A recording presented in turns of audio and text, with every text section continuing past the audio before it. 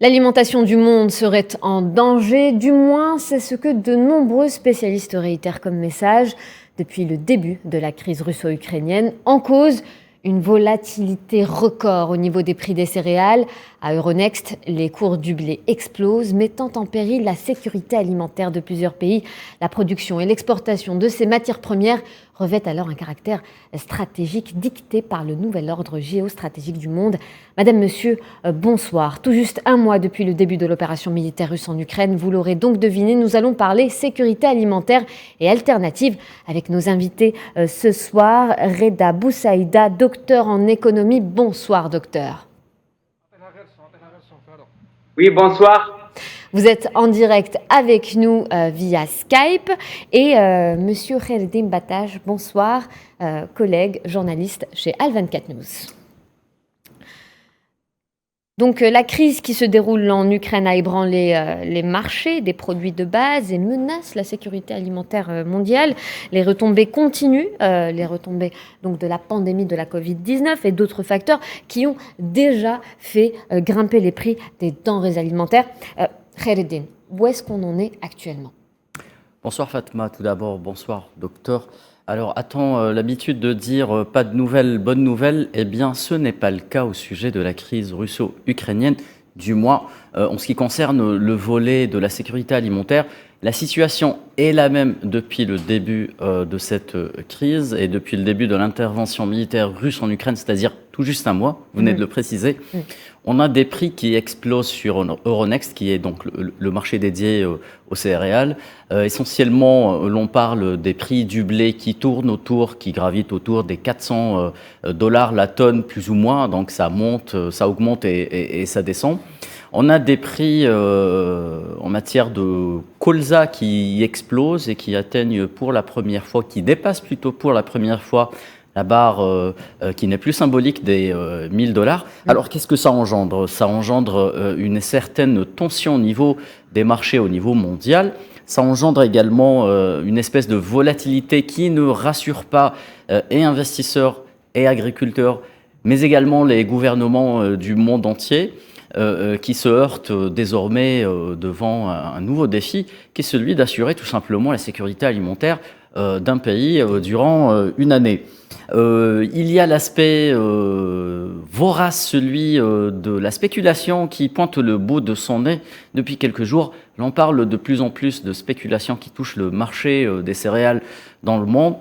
Un dernier impact qui n'est peut-être pas le plus important sur le court terme, mais qui risque tout de même de s'aggraver, c'est celui de l'empreinte de l'augmentation des prix, plutôt l'inflation des prix au niveau des hydrocarbures et le pétrole et le gaz, qui commence quand même à toucher une nouvelle fois après le Covid, les prix du fret dans le monde et tout ça se répercute donc en fin de chaîne de valeur sur le prix final des céréales. Voilà en quelque sorte la situation actuelle. En parlant de céréales, le mois sacré approche, Ramadan approche à grands pas. Est-ce que je risque d'acheter ma baguette de pain au double de son prix dans quelques semaines ? Eh bien, c'est une très bonne question, chère Fatma. J'ai envie de dire oui, j'ai également envie de dire non. Je ne peux pas malheureusement trop m'avancer par rapport à cette question. Prenons le cas de l'Algérie. Nous avons un ministre de l'Agriculture qui a récemment rassuré concernant les stocks de blé tendre en Algérie. J'ai envie de vous dire, si la crise venait à perdurer, oui, il y a un risque potentiel d'augmentation des prix des produits dérivés du blé. On espère que ce scénario s'éloigne petit à petit avec des négociations entre Russes et Ukrainiens qui, on l'espère, aboutiront à quelque chose de concret. On l'espère, ce sera la paix. Docteur Boussaïda, je vais vous poser la même question qu'à Khaireddine. Est-ce que je risque d'acheter ma baguette de pain au double de son prix dans quelques semaines ? Oui, c'est fort possible. C'est fort possible pour les raisons suivantes. Parce que déjà, l'Ukraine est en guerre. Donc, les semences, on n'a pas encore fait les semences au mois de printemps qui arrive. Oui. Donc, au mois de septembre, on va pas avoir les récoltes qui vont être vendues fin d'année, début d'année 2023. Et un autre problème, c'est que même ces semences, on n'arrive plus à les produire à cause justement du conflit russo-ukrainien, parce que on est en pleine guerre, donc les agriculteurs ukrainiens ne peuvent pas faire ces semences. Donc, je pense bien que l'année 2023 et même l'année 2024 vont être affectés de ce côté-là. Donc, on risque fort possible d'avoir une augmentation du prix du pain, mais aussi des pâtes alimentaires. Docteur Boussaïda, Khaireddine l'avait mentionné il y a quelques secondes, le prix du colza qui a dépassé la barre des 1 000 € la tonne pour la première fois de son histoire. C'est tout simplement surréaliste, Khaireddine. Eh bien, Fatma, on a été chercher du côté des cabinets spécialisés en trading de céréales. En ce qui concerne les causes de cette inflation phénoménale du prix du colza, eh bien, cela est principalement dû à la rareté de l'offre sur les livraisons rapprochées de colza, mais on nous parle encore une fois de spéculation que l'on peut juger comme excessive, disent les cabinets spécialisés en trading. Les opérateurs se trouvent ainsi confrontés à des difficultés pour raisonnablement afficher des prix au sein de la filière. Le colza, si vous le voulez bien, Fatma, c'est une question de augmentation des prix du tournesol aussi également. Dans la fabrication de l'huile de tournesol, tout le monde se rabat sur le colza. Le tournesol fait face à une augmentation des prix, les cultures de tournesol, mais également à une espèce d'embargo ukrainien sur les exportations de tournesol. Système D, pour beaucoup de pays, on se rabat sur le colza qui tout simplement profite de cette situation et voit ses prix augmenter jusqu'à dépasser la barre, je l'avais dit, qui n'est plus symbolique, celle des 1 000 $ la tonne. Docteur Boussaïda, un commentaire peut-être sur ces prix qui ont explosé pour le colza? Justement, le prix du colza au marché mondial, ils ont effectivement explosé et ils vont pas, je pense, qu'ils vont pas s'arrêter d'augmenter pour les raisons suivantes. C'est que l'Ukraine, elle exporte elle domine à un niveau de 50% des exportations mondiales. Donc là, elle peut pas exporter l'huile de tournesol. Donc pour remplacer ceci, donc, il faut se retourner vers l'huile de colza. Mais l'huile de colza, on a vu ces derniers jours une augmentation, d'ailleurs, il a franchi les 1 000 € la tonne. Mais d'après les spécialistes, parce que vous savez, les récoltes de l'huile de colza, et notamment l'huile de tournesol, ils dépendent des conditions météorologiques. Donc, d'après les experts, une amélioration des conditions météorologiques sur le site du Brésil et notamment en Argentine peuvent diminuer le prix de la tonne de l'huile de colza et peut-être on aura une certaine, je dirais une certaine stabilité concernant les prix de ces céréales. Docteur Boussaïda, la situation en Ukraine semble partie pour durer, même si des négociations se déroulent depuis plusieurs semaines avec les Russes. Que devons-nous craindre concrètement lorsqu'on parle de sécurité alimentaire? Alors l'équation est toute simple. Pour le moment, on est dans le conflit. Donc les choses ne s'arrangent pas pour le moment. Donc et on a les céréales, mais particulièrement le blé tendre et le blé dur. Le blé tendre, c'est pour produire les baguettes de pain. Oui. Les blés tendres, c'est pour produire les pâtes alimentaires. Donc, puisque l'Ukraine fournit environ 17,5 millions de tonnes, 17 millions de tonnes de ces exportations mondiales, donc c'est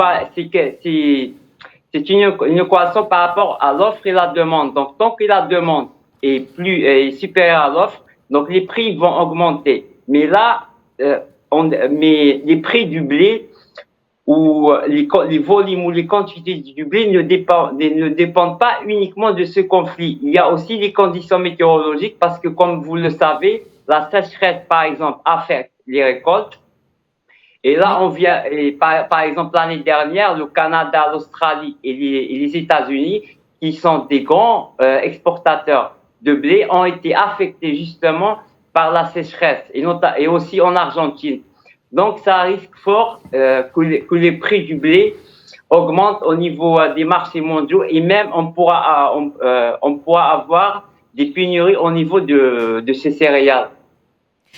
Qu'en est-il des pays pauvres, docteur? Quel sera leur sort, puisqu'ils ne peuvent pas beaucoup investir dans la sécurisation de leur stock de céréales? Ben, le problème, c'est que le pays les pays en voie de développement, notamment les pays du Maghreb, de l'Afrique, du Proche-Orient, mais aussi du bassin méditerranéen, ils dépendent tous des importations, notamment du blé, notamment de la Russie et de l'Ukraine. Donc, je vais vous donner quelques chiffres. Par exemple, en 2020, l'Afrique a importé du blé et autres dérivés du céréal pour le montant de 4 milliards de dollars et de la Russie. Et c'était la même chose de l'Ukraine, puisque le montant est arrivé jusqu'à 2,9 milliards de dollars, 48% en blé et 31% en maïs. Donc, pour eux, ils n'ont pas les moyens de produire ou de cultiver le blé pour manque de moyens, pour les conditions météorologiques, des fois il y a la sécheresse, etc. Bon, bref, c'est des pays sous-développés, ils n'ont pas tous les infrastructures et les moyens pour le faire. Donc, pour le moment, ils dépendent des importations des pays grands exportateurs de blé. Donc, la situation à court terme, je pense bien qu'elle risque de ne pas s'améliorer. Famine, malheureusement, on le craint pour certains pays, hein, les plus pauvres, les plus démunis, les plus faibles économiquement et financièrement parlant. Déficit budgétaire qui pointe déjà le bout de son nez pour certains pays, notamment voisins d'Algérie. Et au final, un risque d'endettement endémique qui peut s'étaler sur plusieurs années. Donc d'un point de vue macroéconomique, ce sont les trois risques majeurs que certains pays, malheureusement, risquent de faire face si la situation ne venait pas à évoluer rapidement. Complètement. Donc, on passe au deuxième chapitre de cette émission. Afrique-Europe, pas les mêmes chances, mais désormais les mêmes risques. On va se poser la question, on va peut-être apporter plus d'éléments autour de cette problématique. Nous allons, dans un premier temps, si vous le voulez bien, Khaireddine, commencer par analyser la situation sur le continent africain. Eh bien, Fatma, cette situation, nous allons tenter de la synthétiser autour d'une idée, tout simplement. Le continent africain fait partie des gros clients en matière d'achat de céréales dans le monde. En tête de gondole, on peut retrouver donc des pays comme l'Égypte, qui jusqu'à quelques années était le premier importateur, même si une certaine idée reçue persiste et perdure, et à laquelle il faut tordre le cou, celle de dire que l'Égypte n'est plus le premier importateur de blé dans le monde. Eh bien, c'est l'Indonésie qui hérite de cette place depuis quelques années. On cite aussi le cas de l'Algérie, nous le connaissons bien, le Nigeria, le Congo ou encore la Tunisie, pour vous donner un ordre de grandeur des importations des trois pays d'Afrique du Nord que je viens de citer. En 2021, c'est des chiffres de la FAO, donc c'est 35 millions de tonnes de blé importées par l'Algérie, la Tunisie et l'Algérie ont seulement une année. C'est tout simplement une quantité, encore une fois, phénoménale. Docteur, peut-être que vous voudriez apporter plus d'éléments pour compléter cette situation, cet état des lieux de la situation en Afrique? Oui, en ce qui concerne les pays africains et notamment les pays du Proche-Orient, il ne faut pas les oublier, jusqu'aux pays du bassin méditerranéen. Donc, ils sont tous dépendants des importations du blé de l'extérieur. Donc, cette augmentation des prix, et je pense bien qu'il va y avoir pour l'année prochaine, j'allais dire une pénurie, pour la simple raison que les pays grands exportateurs du blé vont à certains moments arrêter d'exporter. Pour une raison toute simple, c'est que ces pays préfèrent garder leur stock de blé pour leur propre sécurité alimentaire. Et là, il risque d'y avoir de la famine et même des tensions sociales au sein de ces pays, surtout dans un contexte où moins de 10%, à peu près 9,9% de la population mondiale est sous-alimenté d'après les statistiques de la FAO. Donc, la situation est un peu mauvaise. Effectivement, hein, et j'aimerais aussi ajouter cet exemple, celui du Liban, hein, qui, d'après les derniers chiffres, ne pourrait tenir que 2 mois avec ses réserves actuelles, docteur. Oui, effectivement, le stock en blé joue un rôle très important. Je vous donne un exemple très concret en ce qui concerne notre pays, l'Algérie. Donc, si on regarde l'Algérie, elle a eu toujours des stocks d'une année. Ça veut dire quoi? Ça veut dire nos importations effectuées l'année dernière, au mois de, je crois, de novembre, décembre, début janvier, ils vont être disponibles pendant une année entière, c'est-à-dire jusqu'au mois de janvier 2023. Donc jusqu'à janvier 2023, on va dire entre parenthèses, on est un petit peu à l'abri. Mais à partir de l'année 2023, l'augmentation des prix et éventuellement s'il y aurait des pénuries, ça va nous affecter directement. Ça veut dire quoi? Ça veut dire que certains pays, notamment l'Égypte, la Tunisie, il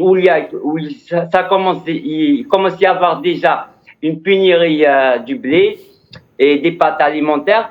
Ces pays qui ont un stock en blé court entre 4 semaines jusqu'à 8 voire 12 semaines. Donc le risque de pénurie, il va déjà commencer à se faire sentir dans les prochaines semaines ou les prochains mois. Donc la situation n'est pas bonne pour ces pays. Pour le président de l'institution financière africaine, le plan de la BAD vise à augmenter la production de blé, de riz, de soja et d'autres cultures. La mission est d'aider 40 millions d'agriculteurs africains à utiliser des technologies résistantes au climat et à augmenter leur production. Et leur objectif, nourrir environ 200 millions d'Africains.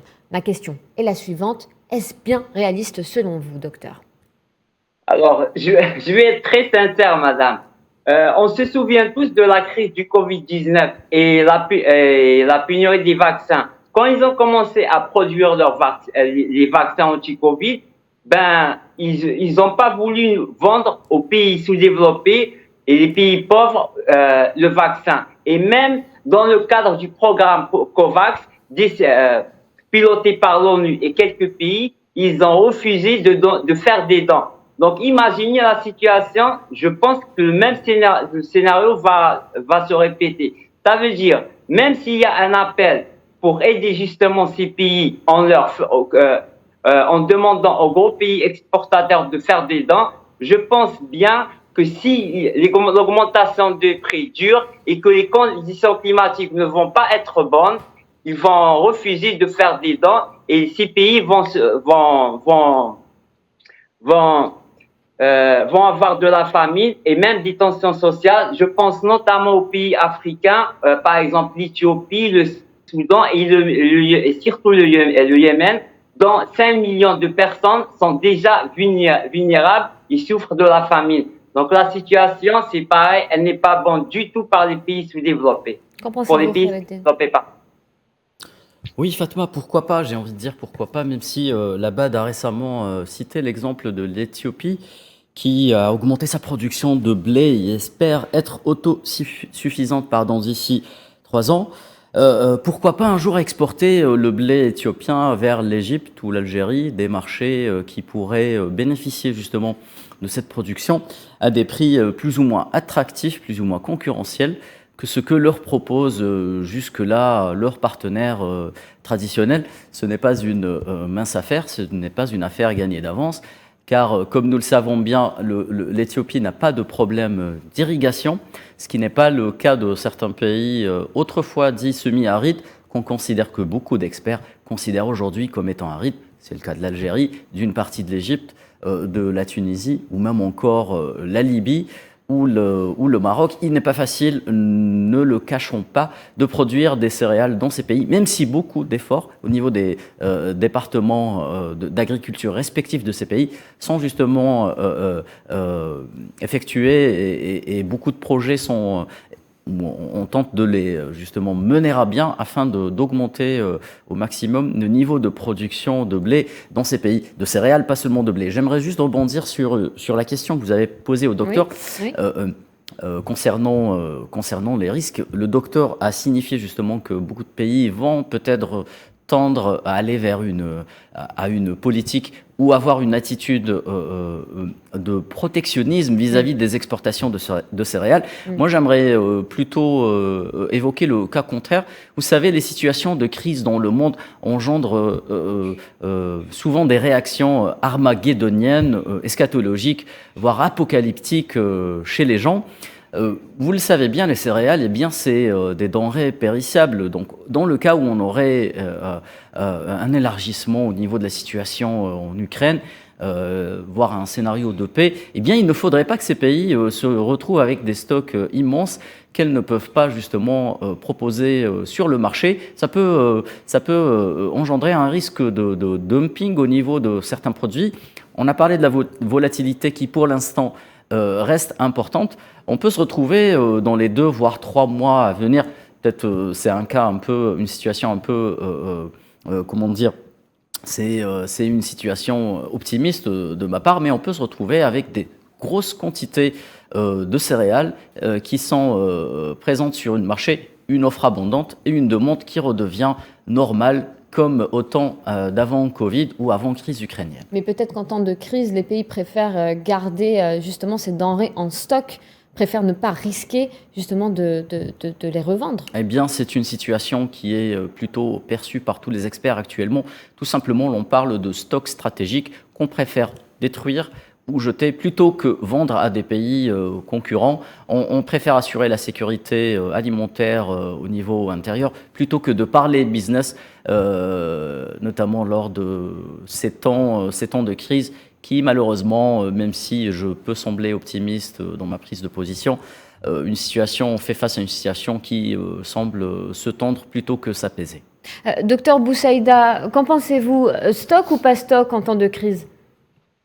Alors, le stock, comme je l'ai évoqué tout à l'heure, les grands pays exportateurs, dans un contexte d'augmentation des prix et de risque de pénurie, donc ils vont choisir quoi? Ils vont choisir la sécurité alimentaire de leur population. Et je vais rajouter quelque chose. Il ne faut pas oublier que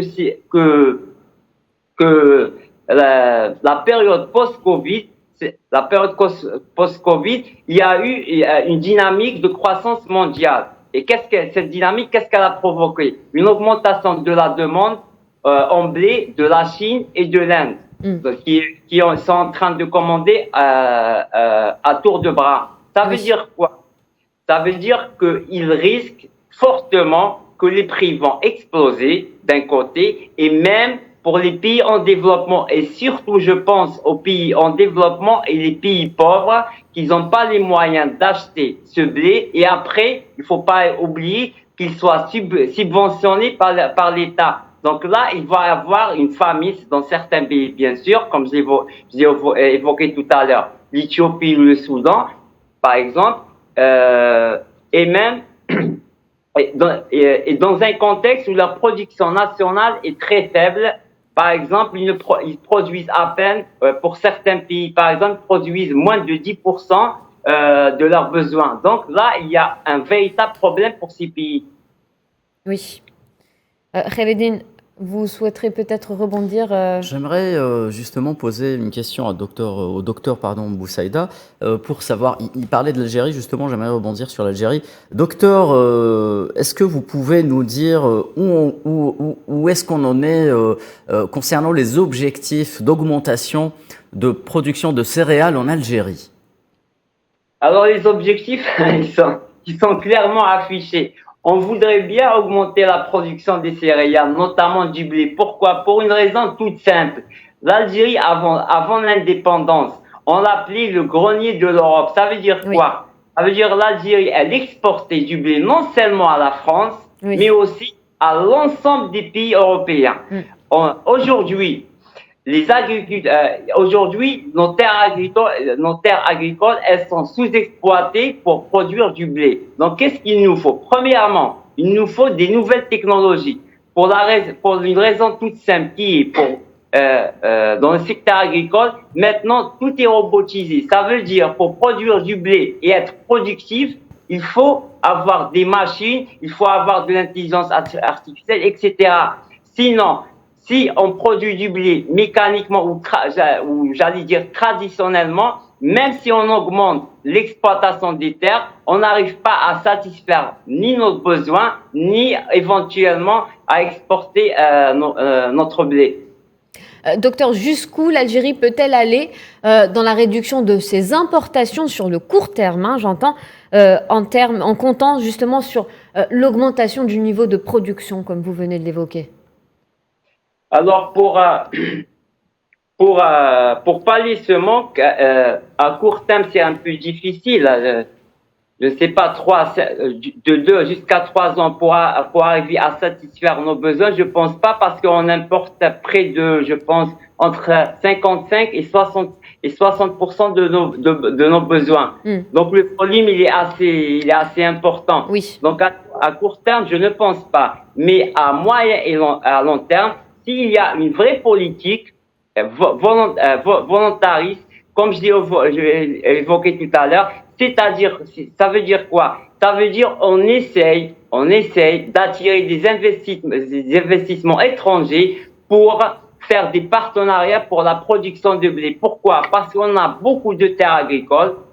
Oui. Et ces terres vont contribuer non seulement à augmenter notre production pour satisfaire nos besoins, mais on va reprendre notre place qui est celle d'un grand pays exportateur de blé, notamment vers l'Europe qui est juste à côté.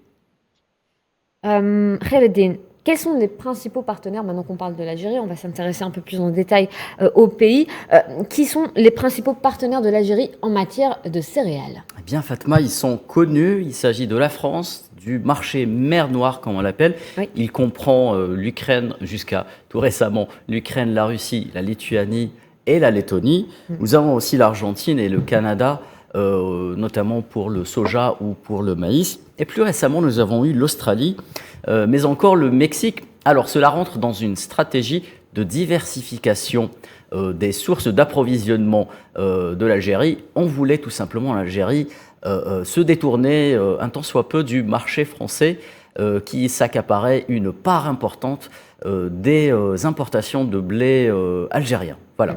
Nous avons aussi l'Union européenne à ne pas oublier et en tête de gondole l'Allemagne. Et justement, on va s'intéresser à présent sur l'Union européenne, sur l'Europe, hein, pour être précise. Khaireddine, je continue à m'adresser à vous. Même question que tout à l'heure. Quel état des lieux est-ce que vous faites sur la situation en Europe cette fois-ci? Eh bien, il ne s'agit pas de faire peur à nos amis partenaires européens. La situation est bien entendu différente que celle qui pourrait prévaloir dans des régions du monde telles que l'Afrique ou encore l'Asie. Mais il y a des risques de pénurie dans certains pays, notamment l'Italie, qui est très dépendante des importations, des approvisionnements russes et ukrainiens. Notons que l'Italie est tout simplement un leader européen en matière de production agroalimentaire. C'est le pays roi des pâtes notamment, pas seulement de la pizza. Et l'Italie pourrait se retrouver tout simplement à court de stock de céréales dans les mois à venir. C'est un scénario pour l'instant qui reste loin de l'Italie, mais qui pourrait néanmoins se produire si jamais, encore une fois, la situation venait à perdurer. Alors, les pays africains, ce n'est pas une première fois, hein, c'est pas la première fois qu'ils sont impactés par ce genre de crise. Hein. D'ailleurs, nombreux analystes avertissent que les pays africains seraient parmi les plus gravement affectés dans cette crise. Mais cette fois-ci, l'Europe, la région du monde qui jusque-là était épargnée par ce genre de crise, est touchée. L'Union européenne cherche à gonfler sa production, autant pour compenser la chute de ses approvisionnements en alimentation animale. Plus de la moitié de ses importations de maïs venaient d'Ukraine. Les agriculteurs européens sont inquiets par la flambée du prix des engrais. Docteur, est-ce que l'Europe, au même titre que l'Afrique, peut se retrouver piégée par cette crise ? Bien sûr, mais piégé pas comme les pays en développement, les pays pauvres, mais par rapport à l'inflation, l'augmentation des prix. Pourquoi? Même si l'Union européenne, c'est le deuxième producteur de blé et de céréales au monde, le troisième exportateur au monde, mais il risque d'y avoir une augmentation ou une inflation des prix, que ce soit le pain ou les pâtes alimentaires. Pour la simple raison que il y a aussi l'augmentation des matières premières, le pétrole et le gaz. Ça veut dire ça va influer sur les activités économiques ou les activités de production du pain ou des pâtes alimentaires. Donc l'Europe aussi, il est, entre parenthèses, on va dire, menacé d'avoir une forte inflation et il peut même y avoir des tensions sociales, comme on l'a vu dernièrement en France pour la diminution du pouvoir d'achat. Et là, ça va affecter des produits essentiels pour leur population, ce qui va encore augmenter justement ces tensions sociales qui existent déjà. Et il faut pas oublier, dans un contexte post-Covid, ça veut dire quoi? Ça veut dire qu'il y a une croissance au niveau mondial, mais cette croissance, malheureusement, qui, d'après le Fonds monétaire international, d'après ses prévisions, elle est de l'ordre de 4,5%, mais à cause de ce conflit, elle risque de diminuer de 1 point. Donc l'inflation, selon le FMI, elle risque de franchir 2,5%. Et les 2,5%, il faut inclure ces produits de première nécessité journalière. Et l'Union européenne, la Commission européenne, qui a pour but de produire plus de denrées alimentaires, s'est réunie. Ce qui ressort de cette commission, c'est qu'elle propose une enveloppe de 500 millions d'euros pour aider les producteurs, une augmentation des avances sur les paiements directs et offrir plus de flexibilité sur les importations de produits destinés à l'alimentation animale. Khaireddine, est-ce que vous voudriez peut-être faire un commentaire sur cette situation européenne? Eh bien, ça prouve tout simplement que du côté européen, l'on semble plutôt inquiet par rapport à la suite des événements. J'aimerais aussi attirer votre attention sur un fait qui reste néanmoins anecdotique, mais des images ont été relayées par de nombreux réseaux sociaux et même des médias sur une situation un peu cocasse qui s'est produite notamment en Allemagne, où l'on commence un peu à stresser concernant les niveaux de disponibilité de certains produits, et notamment l'huile de colza. On a même assisté dans certaines grandes surfaces à une espèce de rationnement de vente de l'huile de colza aux clients. Eh bien, c'est une situation plutôt inédite en Europe. C'est justement ce qui, en quelque sorte, fait craindre le pire pour les pays qui sont moins autosuffisants ou moins indépendants en matière de sécurité alimentaire. J'ajouterais aussi, et le docteur a bien fait de parler d'inflation, il s'agit bien d'un cocktail, une espèce de cocktail Molotov qui pourrait frapper certains pays, parce que l'inflation galopante et qui a commencé justement, l'épisode inflationniste a commencé juste après le Covid, eh bien cela ne s'arrange pas avec cette crise russo-ukrainienne. Impact sur donc les cours de céréales, plus inflation, plus un impact sur les coûts de fret pour les pays qui importent justement de grandes quantités de céréales, eh bien cela peut se répercuter sur certaines politiques économiques de certains pays. Je prends le cas de l'Algérie qui justement veut revoir et veut revaloriser sa politique de subvention sur certains produits, notamment les produits céréaliers.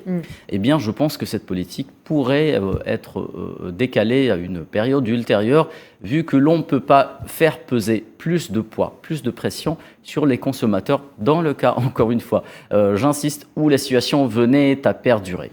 C'est ça. Eh bien, messieurs, après le bilan, vient le temps des solutions. Mais d'abord, docteur, quels sont, selon vous, les risques encourus par certains pays, notamment dans les régions les plus peuplées du monde, à l'image du continent asiatique? Bon, à mon avis, il n'y a pas 36 000 solutions. Pourquoi? Je répète, on se souvient pendant la crise du Covid-19. Pendant que les Occidentaux donnaient à leur population la 3e, la 4e et la 5e dose pour se protéger du Covid. L'ONU a lancé le programme COVAX. Ils se sont abstenus ou ils étaient très réticents pour donner des dons. Alors, comment voulez-vous s'il y a demain une crise ou une pénurie du blé? Est-ce que ces pays vont réfléchir ou vont donner leur attention aux pays sous-développés et pauvres? Moi, sincèrement, je ne pense pas. Parce que l'expérience du Covid-19 nous a montré que ces pays, ils veulent protéger d'abord leur population. Donc, en ce qui nous concerne, nous, pays en développement, et même les pays pauvres, donc il faut qu'on trouve d'autres solutions. Je ne sais pas si ces solutions existent. À mon avis, à court terme, ces solutions n'existent plus, pour la simple raison que le conflit russo-ukrainien, il dure. On a les changements climatiques qui ont déjà affecté les récoltes en Canada, en Australie et aux États-Unis. Et aussi, on a, comme j'ai évoqué tout à l'heure, on a la Chine et l'Inde qui sont en train de commander du blé et d'autres céréales à tour de bras. Donc, la situation pour les pays en développement et pauvres risque certainement de s'aggraver à court terme. Alors, j'aimerais rebondir sur cette partie pour peut-être souligner ce cas de l'Égypte qui a annoncé récemment stopper pour 3 mois ses propres exportations de blé et de farine, ce qui frapperait d'autres pays d'Afrique, en particulier l'Érythrée, la Somalie et le Yémen. On va s'intéresser, même question pour vous, Khaireddine, au continent asiatique. Quels sont les risques encourus par ces pays-là ? Eh bien, tout simplement, le continent asiatique fait aussi partie des plus gros consommateurs de céréales dans le monde. La Chine, figurez-vous, Fatma, qui est un pays producteur de blé, il fait partie des leaders en matière de production de blé, n'exporte pas ou très peu de quantité vers d'autres pays. Eh bien, la question de la sécurité alimentaire en Chine ou encore en Inde ne se pose même pas. Vous avez parlé du cas de l'Égypte. Eh bien, c'est exactement le même cas. L'Égypte qui a réussi, durant les dernières années, justement, à faire du progrès en matière de production de céréales. Eh bien, je pense que garantir de certaines quantités, de grosses quantités, en prévision d'un conflit qui, malheureusement, peut s'enliser en Ukraine, doit garder justement un niveau de stock stratégique au maximum des capacités possibles. Certains pays qui dépendent justement de cette petite production néanmoins intéressante au niveau de l'Égypte peuvent en pâtir. Vous avez cité le cas de la Somalie ou encore du Soudan qui doivent se détourner du marché égyptien et chercher d'autres alternatives. Et c'est là, j'ai envie de dire, où on attend des organisations internationales comme la FAO pour proposer à ces pays un accompagnement financier, logistique, pour ne pas basculer dans de nouveaux épisodes de famine qui, par le passé, nous l'avons bien vu, ont été dévastateurs. Alors, on a parlé d'accompagnement financier, on a parlé de stock. Docteur, qu'est-ce que vous proposerez comme alternative, comme solution à cette tendance haussière qui viendrait s'installer sur le temps ?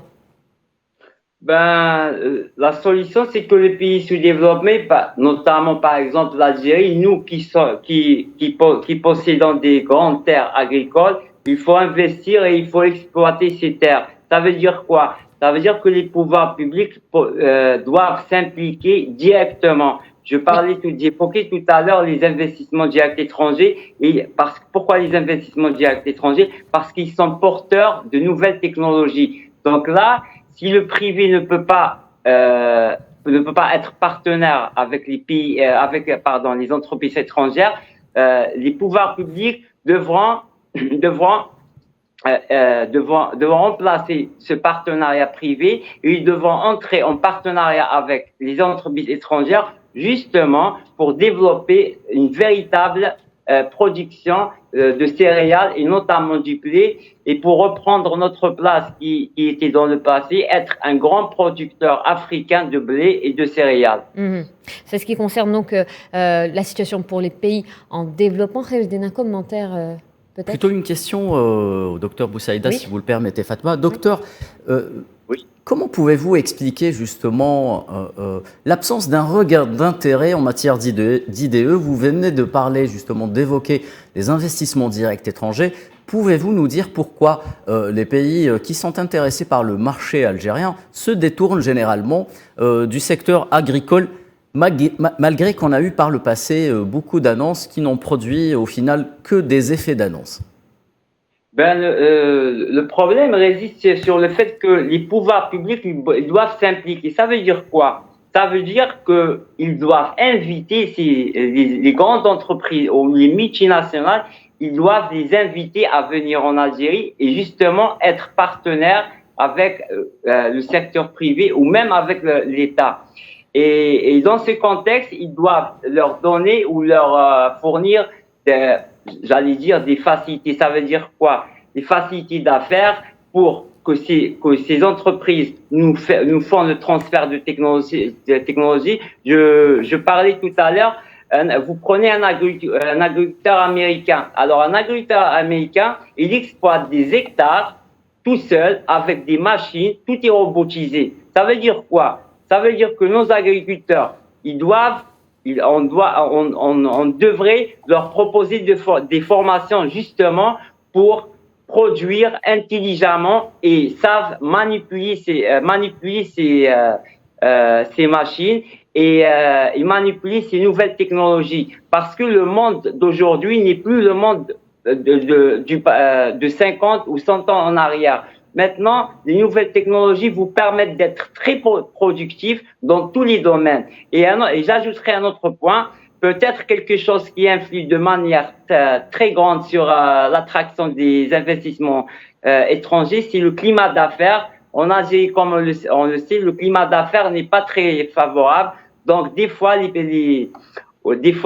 ou même assez souvent, les multinationales hésitent à venir en Algérie pour la simple raison que le climat d'affaires n'arrange pas leur investissement.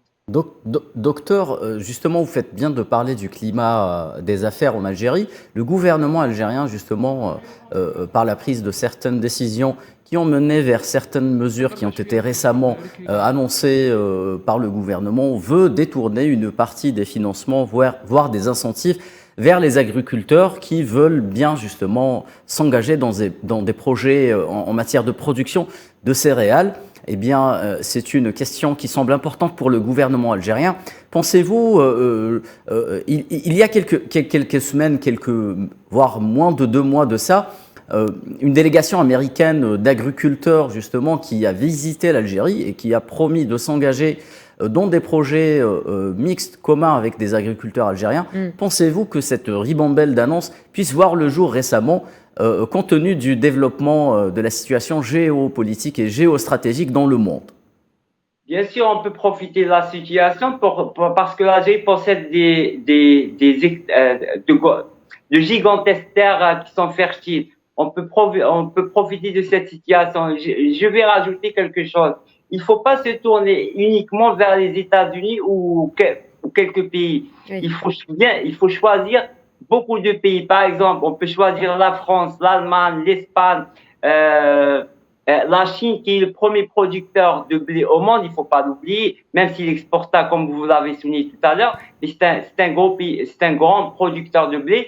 Dans ce cas, il faut tisser des partenariats avec ces pays-là pour justement développer une véritable agriculture en Algérie, justement pour sécuriser nos produits alimentaires. Et je termine par ceci, parce que n'importe quel pays pour qu'il devienne développé, la première chose qu'il fasse, et c'est une règle, c'est qu'il faut qu'il développe son secteur agricole. Et la situation d'aujourd'hui nous donne la situation d'aujourd'hui nous montre que un pays peut être développé et s'il ne possède pas un secteur agricole ou s'il dépend des importations de matières premières agricoles de l'étranger, il reste fortement de s'impacter. Et l'exemple de l'Italie, dans quelques mois ou peut-être dans une année, on va avoir, je pense, une très importante inflation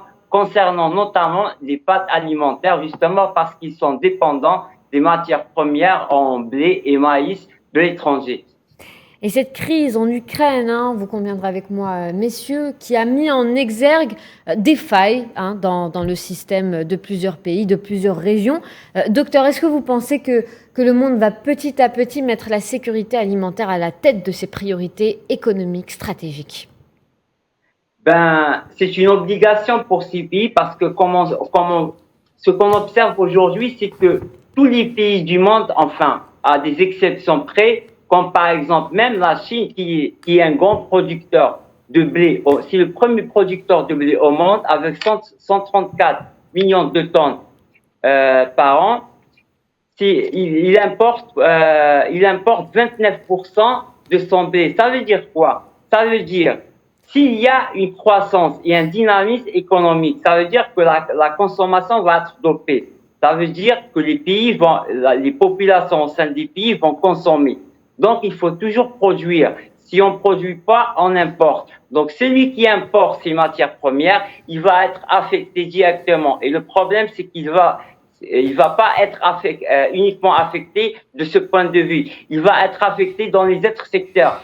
Ça veut dire, au lieu de se focaliser sur le secteur industriel ou de services, essayer de le développer, oui, on va se focaliser sur le secteur agricole et dépenser notre argent ou subventionner uniquement ces secteurs. Donc, c'est ça le problème à mon avis. Merci, docteur. Khaled, même question. Est-ce que vous pensez que le monde va mettre la sécurité alimentaire en priorité dans ses stratégies? Eh bien, clairement, oui, Fatma. On imagine bien qu'un certain nombre de pays qui jusque-là avaient du mal ou ont du mal à investir beaucoup d'argent dans le développement des secteurs agricoles respectifs, vont tant bien que mal devoir trouver les financements et les capitaux nécessaires afin de développer ne serait-ce qu'une partie ou qu'un pan de leur secteur agricole, à commencer par les céréales. Vous pouvez faire le tour du monde si vous le voulez, vous ne trouverez pas un pays qui ne se tracasse pas concernant l'avenir alimentaire de son pays ou de sa population.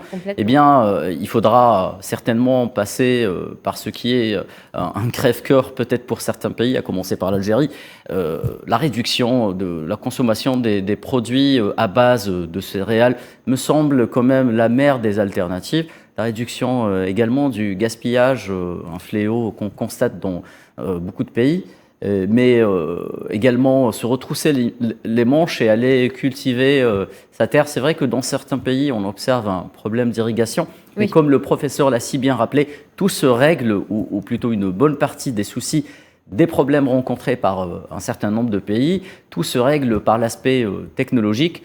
On espère bien que les gouvernements respectifs, qu'il s'agisse du Maghreb, de l'Afrique du Nord ou de toute l'Afrique, mettront le développement agricole en tête de leurs priorités économiques stratégiques. Merci messieurs d'avoir été présents avec nous durant cette émission. Merci docteur Reda Boussaïda. Je le rappelle, vous êtes docteur en économie. Vous aviez été en direct avec nous via Skype. Merci à vous. Et merci Khaledine Batache, retour à la rédaction pour nous. Et voilà, c'est la fin de cette émission. Retrouvez Riyad Lahri à 19h pour le journal télévisé en langue française. Quant à moi, je vous retrouve demain à 18h comme de coutume. Excellente soirée à tous sur Al24 News.